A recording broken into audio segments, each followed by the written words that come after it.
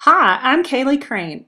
I hope you enjoy this column that was previously written back on May 19th, 2011. A while back, while I was still living in the land of dullness and monotones, aka the Midwest, I was invited by the county agent secretary, Danielle, to attend a party. Being new to the area and not knowing many folks other than the husband, smother, and family, I jumped at the invitation.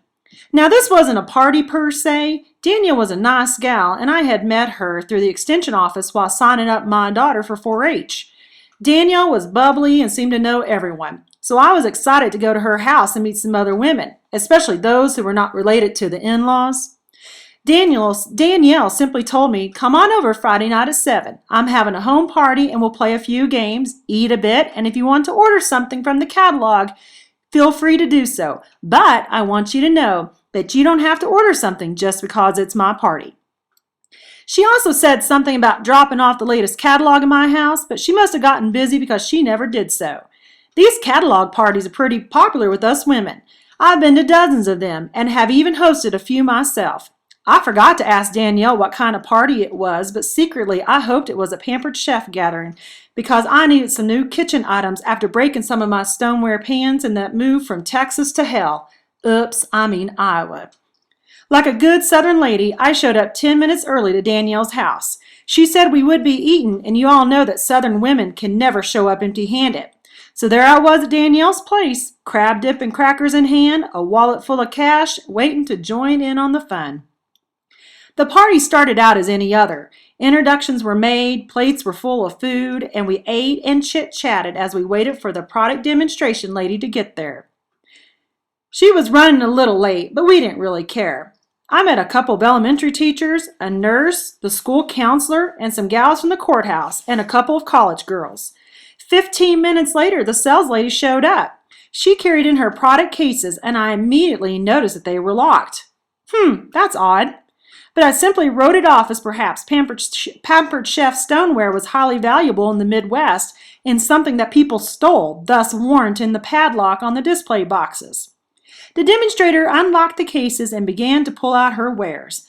Oh my goodness, this wasn't a Pampered Chef party, and it sure as hell wasn't a Tupperware party. First came out the creams and the lotions, then the clothing, and finally, it was the vast array of electronic husband replacers, battery-operated marital aids in all shapes and sizes, and they were being passed around by all the ladies. I don't know about y'all, but I'm not in the habit of buying adult playthings with a bunch of people I've just met. Good gravy.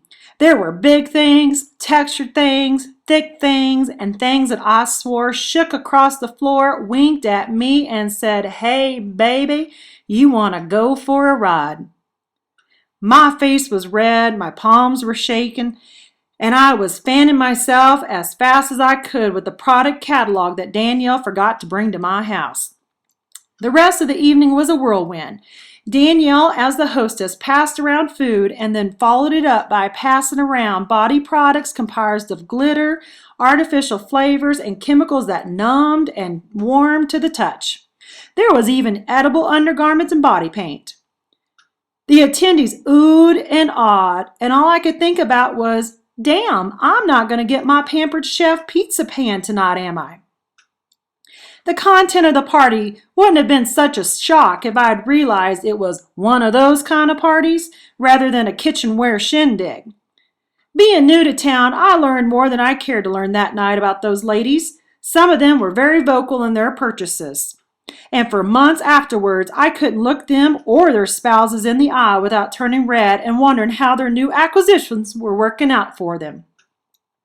I remembered when the hostess told me before getting there something about don't feel obligated to buy anything, and I took Danielle at her word and left the party empty-handed. The moral of this story is to ask questions and don't make assumptions about people and their parties. If not, you might just end up with something funky in your assumption.